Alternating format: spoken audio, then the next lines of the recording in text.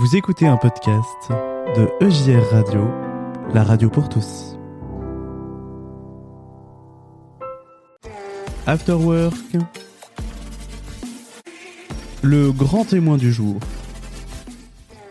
Et notre grand témoin du jour, est-ce qu'il y a besoin de le présenter ? J'ai envie de dire, il devient même connu sur EJR Radio. Et c'est toujours pour moi un grand plaisir de l'avoir ici à l'antenne. C'est Frère Benoît. Bonjour Frère Benoît, merci d'être avec nous. Bonjour Jonas et tous les auditeurs, c'est une joie de vous retrouver. Alors, peut-être qu'il y en a parmi nos amis auditeurs qui ne te connaissent pas. Est-ce que tu peux vite fait te présenter quand même ? Mais sans aucun doute, beaucoup des auditeurs ne me connaissent pas et donc bien volontiers, je dis en deux mots que je suis un frère de la communauté œcuménique de Thésée, donc qui est située en Saône-et-Loire, entre Mâcon et Chalon-sur-Saône. Et d'ailleurs, nous avons eu la joie tout récemment d'accueillir l'équipe de JR Radio et des podcasts de l'Église protestante unie de France. Et parmi mes responsabilités qui actuellement me demandent beaucoup, c'est, on va en parler tout à l'heure, je pense, le suivi des jeunes de l'Ukraine. Donc, c'est pour ça que la situation là-bas me touche de près. Effectivement, on va en parler. Mais d'abord, j'aimerais un petit peu qu'on parle de Thésée. Alors, on sait qu'il y a eu cette période un petit peu avec le Covid qui a été un petit peu compliquée, même si je sais que l'accueil ne s'est pas arrêté. Raconte-nous, est-ce que c'est un peu reprendre là maintenant que ça se calme un petit peu, même si c'est en train de redémarrer ? Oui, c'est vrai. Donc, l'accueil a dû s'arrêter au moment des confinements parce que là, évidemment, on ne pouvait pas aller contre les directives, hein, même si ça nous a coûté de devoir même parfois fermer l'église et ne plus avoir les cloches qui nous appellent à la prière. C'était la première fois dans l'histoire de Thésée que c'est arrivé, donc c'est évidemment pas anodin, mais en même temps, on a pu vraiment s'adapter en confiance avec les autorités à tout moment où c'était possible d'accueillir, on a pu le faire, et donc on est quand même reconnaissant d'avoir pu traverser cette période, je dirais, du mieux possible, parce que, hélas, tant de personnes ont été beaucoup plus touchées que nous encore par la mort d'un proche ou quand on pense au milieu médical, par les surcharges terribles dont on entend encore d'ailleurs parler aujourd'hui. Donc, disons que nous, vivant à la campagne, même si économiquement, bien sûr, il y a eu un impact certain, on n'est pas non plus les plus à craindre. Et je dirais même que la période de la pandémie nous a permis, à certains égards, de revisiter notre travail pastoral, notre vie comme communauté. Donc voilà, ça prendra encore un peu de temps de réfléchir à tout ça, mais nous sommes heureux que les jeunes retrouvent le chemin de Thésée, comme c'est le cas en ce moment. Et justement, nous, tu le disais, on est venu vous voir à Thésée pour un week-end de formation. J'ai pu le voir qu'il y avait justement ces jeunes-là qui revenaient. Alors, on était en plein cœur de plein de jeunes allemands quand on est arrivé, mais justement, c'est toujours impressionnant Thésée de voir ça. C'est très ouvert sur le monde et sur l'Europe aussi. Maintenant, il y a donc du coup des jeunes étrangers qui reviennent de plus en plus aussi. Oui, tout à fait. Donc, en juin, après votre venue, il y avait tout à coup pas mal de jeunes Suédois et de jeunes Néerlandais. C'était impressionnant de les revoir parce que là, vraiment, depuis 2020, il y en avait très, très peu qui étaient venus. Donc là, ils étaient nombreux à revenir à Thésée. Et puis, depuis début juillet, c'est vrai que c'est beaucoup plus international qu'au cours des derniers mois. Donc, il y a aussi des jeunes volontaires, d'ailleurs, qui sont arrivés. Tout à l'heure, je parlais avec un jeune de la Tanzanie, par exemple, qui est volontaire ici. Et il y a comme ça une petite vingtaine de jeunes de différents continents qui passent l'été à Thésée. Donc, ça aussi, c'est une reprise parce que ces 2 dernières années, ça n'avait pas été possible, évidemment. Donc, l'été redémarre, non pas encore comme avant la pandémie, mais quand même, nous nous réjouissons de voir que nous pouvons de nouveau vivre de belles rencontres internationales, prier ensemble et aller, disons, à la rencontre les uns des autres. Et justement, cette rencontre des uns des autres à l'international. C'est un petit peu ce que tu as fait. Tu es parti avec plusieurs frères, si je me trompe pas, en Ukraine. Est-ce que tu peux un peu nous raconter pourquoi est-ce que vous avez décidé de faire ce voyage déjà?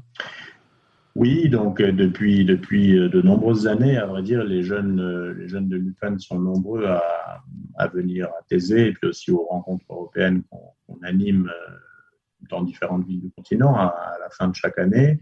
Et c'est vrai que depuis le 24 février, depuis la guerre, l'invasion des forces armées russes sur le territoire ukrainien, nous nous sentons à la fois proches et nous voulons exprimer notre solidarité. En même temps, on est un peu démunis parce qu'on est proche et en même temps loin, disons. Donc, c'est la raison pour laquelle on a eu l'idée d'abord d'aller à la rencontre des réfugiés ukrainiens qui vivent dans les pays limitrophes. Donc, on a été en République tchèque, en Slovaquie. Les frères ensuite ont continué leur voyage par la Pologne. Et puis, on a pu aussi entrer en Ukraine, donc dans l'ouest de l'Ukraine, dans la grande ville de l'ouest qui s'appelle Lviv. Et donc, on a passé 3 jours là-bas. Et ensuite, j'ai poursuivi mon séjour encore pour 8 jours pour visiter d'autres lieux, tandis que les frères continuaient par la Pologne. Comment on se prépare à vivre un voyage comme celui-là? Bah, d'abord, c'était une préparation qui était émouvante parce que beaucoup d'Ukrainiens nous disaient déjà au cours des semaines, des jours précédents notre arrivée, combien ils étaient touchés de ce projet parce que, à vrai dire, ils se sentent quand même bien isolés et bien coupés du monde, hein, alors que euh, voilà, traditionnellement, ils sont toujours heureux d'accueillir. Donc là, savoir que 3 frères allaient venir, c'était déjà en soi un signe très modeste, mais enfin quand même un signe de solidarité. Et puis ensuite, on s'est préparé aussi matériellement, pratiquement avec les 2 autres frères, parce que c'est évidemment pas anodin d'entrer dans un pays en guerre. D'ailleurs, peut-être je pourrais en dire un mot tout à l'heure. Dès le premier soir, on a été vraiment saisis par la gravité de ce qui se passe là-bas. Et puis, bien sûr, une préparation aussi plutôt d'ordre spirituel, puisque à chaque étape de notre voyage, on avait une prière commune avec les jeunes des villes qu'on visitait. Donc voilà, différents aspects de la préparation, mais la préparation ne fait pas tout. Il faut encore être disponible pour les imprévus, surtout dans un tel contexte. Et justement, comment est-ce que tu pourrais un petit peu nous expliquer ce que tu as vécu quand tu es arrivé, que vous êtes arrivé en Ukraine? Comment simplement tu pourrais retranscrire ça? Parce que c'est vrai que pour nous qui sommes ici dans notre confort, j'ai envie de dire, c'est des fois pas facile de s'imaginer ce qui se passe là-bas. Toi, tu l'as vécu, comment est-ce que tu pourrais nous l'expliquer? Oui, bah, pour reprendre quelques flashs, disons, des tout premiers moments, enfin des premières heures qu'on a passées en Ukraine. D'abord, c'était le passage de la frontière, donc depuis la Slovaquie, des soldats très très jeunes qui tiennent les postes frontières, des contrôles très stricts. On a porté aussi une collecte de matériel médical, une collecte humanitaire avec nous, disons, pour un centre d'aide humanitaire à Lviv. Et bon, il fallait vraiment justifier voilà, de la raison de notre entrée dans le pays. Les responsables des églises et des autorités civiles nous avaient donné des lettres d'invitation pour accréditer que nous venions pour, disons, des raisons justifiées. Et ensuite, donc, en entrant après ces heures à la frontière, eh ben, on voit tout de suite qu'il y a des checkpoints sur la route, il y a des soldats dans toutes les villes qu'on a traversées, et il y a une sorte d'omniprésence de la guerre. Voilà. Et alors, ça s'est après confirmé. Donc on a fait d'abord une première étape entre la frontière slovaque et la grande ville de Lviv, dans une petite ville, Mykolaïev, dans laquelle nous avons pu visiter le centre communal de soutien aux soldats, donc dans lequel des jeunes volontaires, surtout des jeunes femmes, préparent des colis, envoient du matériel, etc., pour ceux qui sont qui sont sur le front.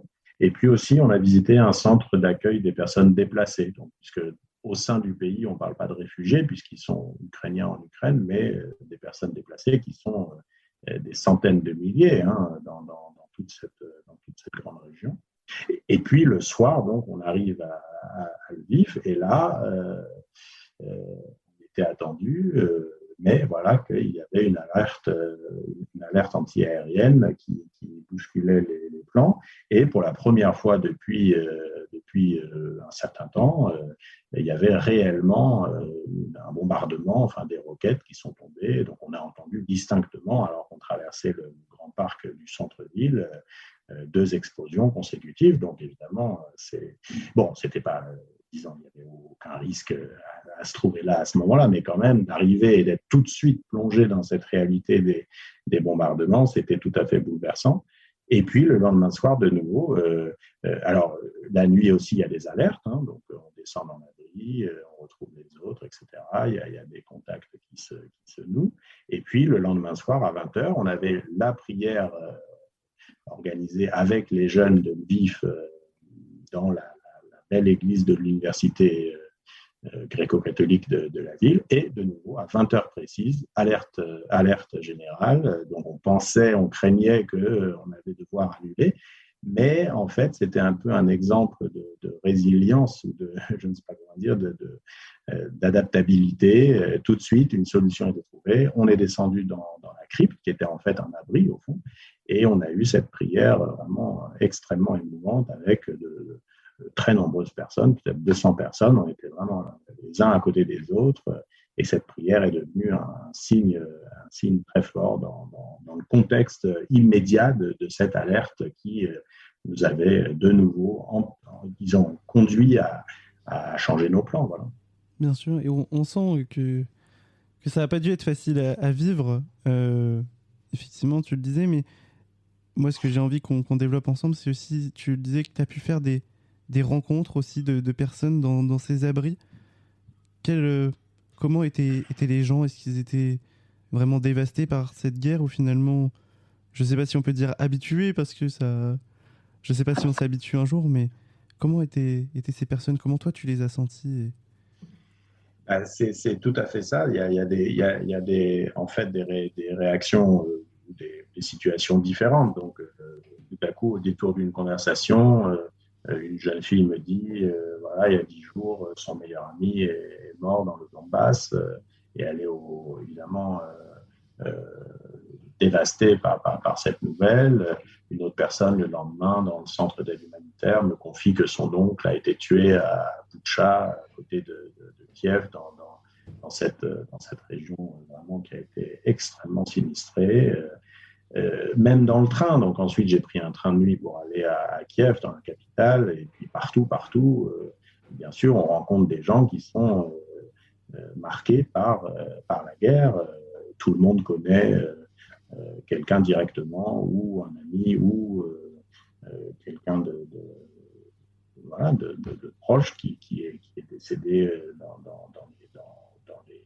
les bombardements, soit des soldats, soit des jeunes qui se sont engagés, soit des civils aussi.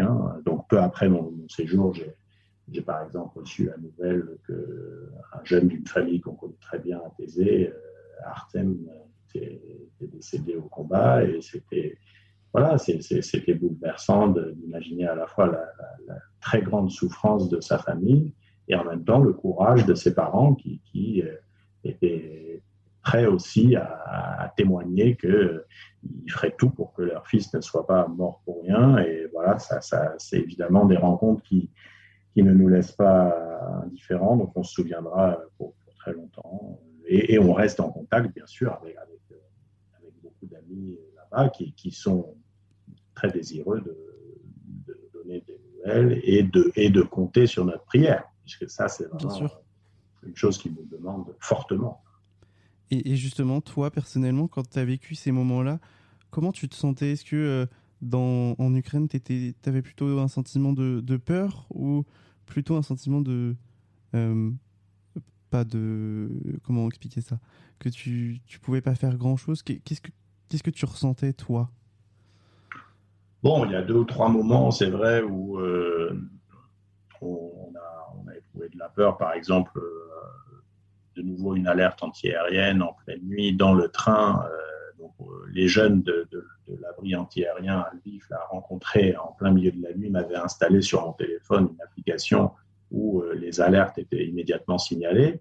Donc c'était vraiment. D'ailleurs, je l'ai laissé installer jusqu'à aujourd'hui parce que c'est un moyen, bon, certes très, très modeste, mais quand même de savoir au moins ce que les amis vivent là-bas et ce poids de la guerre dans la vie quotidienne.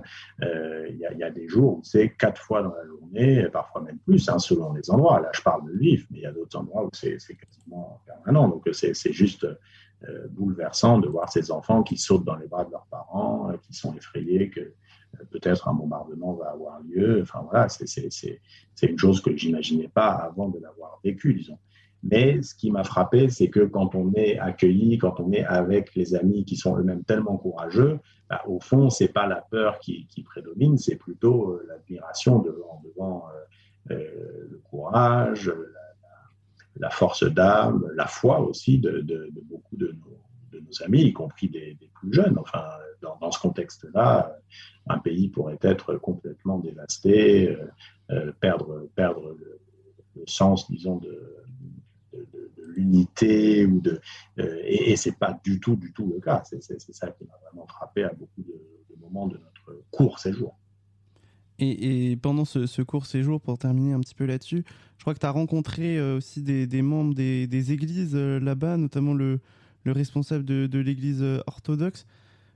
Comment est-ce que ça se passe pour ces responsables-là et puis pour les vies d'église là-bas? Comment est-ce qu'elles arrivent encore à continuer? Oui, mais merci de le mentionner parce que c'est vrai que c'était un aspect important de notre visite qu'on a vraiment essayé de rencontrer autant de responsables d'église que possible. D'abord pour leur dire, comme je le disais tout à l'heure, notre solidarité, notre proximité, mais aussi pour les écouter et pour aussi éventuellement savoir quel projet de soutien on pourrait développer avec certaines églises. Donc, il y a des projets qui sont d'ailleurs en cours de réalisation, mais ces responsables d'église ont été vraiment d'une disponibilité, comment dire, et ils étaient heureux de recevoir, de partager. Et puis parfois, c'était très émouvant. Par exemple, un métropolite orthodoxe qui, au milieu de la rencontre, se met à pleurer en parlant des jeunes dans le sous-sol de Mariupol à l'époque de cette usine. Bon, depuis, la situation a évolué, mais voilà, de nouveau, c'est des moments qui sont extrêmement bouleversants et en même temps, je pense que même si c'est évidemment un séjour bref et un signe très, très humble, mais quand même, pour nous, en tout cas, ça va rester comme un moment fort. Et ces rencontres avec des responsables de beaucoup d'églises, dans une Ukraine qui, sur le plan œcuménique, est très complexe, puisqu'il y a à la fois des orthodoxes, de trois, à présent surtout de deux églises qui ne sont pas en communion l'une avec l'autre, les gréco-catholiques, les catholiques latins, diverses dénominations protestantes. Donc, dans toute cette diversité, c'était vraiment assez fort de pouvoir être reçu par tant de responsables différents. Et une dernière question là-dessus, comment est-ce qu'on rentre d'un voyage comme cela? J'imagine qu'on rentre changé ou peut-être qu'on ne rentre pas, en fait, finalement. Bah, c'est un petit peu ça mon sentiment, c'est-à-dire que, comme je disais tout à l'heure, on reste en contact avec beaucoup d'amis sur place et ça me touche énormément qu'on peut vraiment garder des relations proches, on s'échange de nouvelles. Alors parfois, je pense tout à coup à un jeune ou une jeune qu'on a rencontré et puis justement, c'est un appel à faire des signes d'amitié à certains d'entre eux parce qu'il y en a vraiment qui traversent des situations de souffrance et qui sont dans de grandes difficultés, ne serait-ce qu'en pensant à l'avenir proche. Hein. Et en même temps, il faut rentrer aussi dans le sens où on ne peut pas vivre dans un entre-deux en étant physiquement dans sa communauté ou dans son lieu de vie et puis en même temps mentalement ailleurs aux côtés de ceux qui souffrent de la guerre en Ukraine. Donc il faut aussi trouver voilà, l'équilibre entre la proximité et l'acceptation d'une distance qui de fait est là et qui doit être prise en compte. Voilà. Mais avec les semaines, je pense qu'on a réussi à le vivre à présent. Et alors justement, tu es rentré et puis tu es resté un petit peu dans la communauté, puis tu es reparti. T'es reparti à Turin pour les 44e rencontres de jeunes européennes de Thésée. Est-ce que tu peux nous parler un petit peu de ces rencontres? J'imagine forcément que là aussi, il y avait peut-être aussi un aspect de pensée à l'Ukraine. Oui, absolument. Frère Aloïs, notre prieur, en a parlé dans chacune de ses méditations à un moment donné. On a prié aussi pour tous ceux qui sont impactés directement, qui souffrent des conséquences de la guerre là-bas. Des Ukrainiens étaient présents d'ailleurs. Il y avait certains qui venaient d'autres pays d'Europe et aussi quelques-uns qui avaient pu venir directement de l'Ukraine. Donc évidemment, leur présence était très, très significative. Il y en a d'autres qui se préparent à venir à Thésée cet été. Donc voilà, on essaiera de bien les accueillir. Mais en même temps, bien sûr, la rencontre européenne, c'était aussi un temps joyeux de retrouvailles pour tous ces jeunes qui, pendant les 2 années de la pandémie, n'ont pas pu beaucoup participer à des rassemblements comme celui-là. Donc voilà, les prières communes, les temps de partage en petits groupes, les ateliers de réflexion, et puis aussi les rencontres spontanées se sont déroulées vraiment pour le mieux. Il y avait de nouveau là une belle réalité œcuménique parce que Turin est une ville où les églises catholiques, vaudoises, protestantes, orthodoxes aussi sont très présentes. Donc c'était très, très beau de pouvoir vivre ce signe d'unité dans une période qui reste tellement, tellement difficile à tant d'égards. Et qu'est-ce que tu ressortirais, toi, justement, de ces rencontres œcuméniques et peut-être, voilà, là c'était une rencontre européenne, mais est-ce que ça inviterait pas toutes nos églises à plus faire ces rencontres-là œcuméniques? Je suis tout à fait d'accord. D'ailleurs, frère Luis nous en a aussi parlé dans une de ses méditations. C'est que dans le monde tel qu'il est aujourd'hui, la responsabilité des chrétiens est sans doute urgente de chercher des voies concrètes d'un témoignage commun, non pas pour être plus fort en étant ensemble, mais parce que le monde a tant besoin de porteurs de paix, d'unité, de réconciliation que c'est même parfois un peu dur de se rendre compte que nous sommes si loin du compte dans cette quête de l'unité. Non pas qu'il n'y ait pas des efforts de fait, mais que bien souvent on est trop sur des rails parallèles et on n'a pas assez sans doute le désir, mais ça commence dans mon propre cœur, d'aller vers l'autre, de rencontrer l'autre, d'essayer de recevoir des autres. Et non pas pour vivre une sorte d'unité dans l'uniformité, mais simplement pour avoir une possibilité de s'enrichir les uns des autres, voilà, de vivre un échange des dons. Et au fond, c'est ça que la recherche œcuménique nous invite à vivre. C'est une conversion qui nous permet de nous ouvrir aux dons des autres et en même temps de nous enraciner dans notre propre foi, disons, dans notre propre spiritualité, dans notre propre origine ecclésiale. Donc, si on pouvait essayer d'approfondir ce cheminement, ne serait-ce que par la rencontre, par la prière avec les autres, je crois vraiment que ce serait un témoignage très fort dans le monde d'aujourd'hui. Et je peux te le dire, c'est ce qui est vécu à Thésée, en tout cas. Je peux le dire à nos amis auditeurs qui peuvent venir vivre cela à Thésée. Alors, le temps tourne et tu le sais, il faut malheureusement se quitter. Tu connais peut-être maintenant notre tradition sur EJR Radio, c'est de laisser la parole libre à notre invité.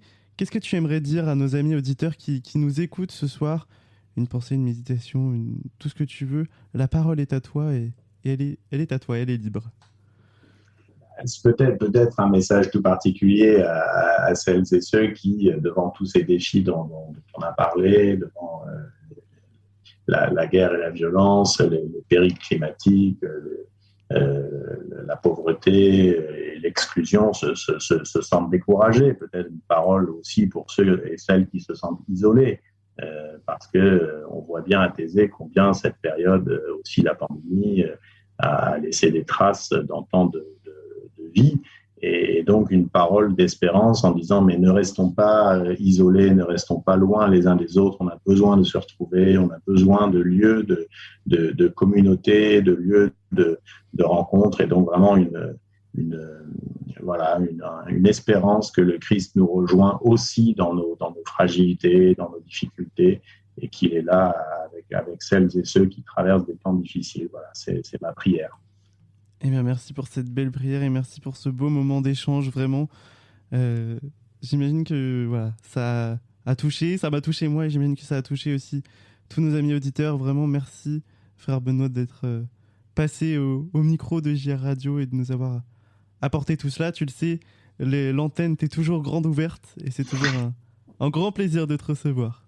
Merci, cher Jonas, et bravo pour tout le travail que vous faites. Bel été à vous et à bientôt, j'espère. Merci, bel été à vous aussi, à Thésée, bon courage et bel accueil. Continuez ce bel accueil des jeunes dans ce magnifique lieu de Thésée. Et nous, on va marquer une petite pause musicale. On parlait d'unité, bah justement, on va s'écouter un groupe qui s'appelle Unité, justement. Et cette chanson, elle s'appelle Jésus t'aime. Et on se retrouve juste après pour la suite de notre émission. À tout de suite et merci frère Benoît.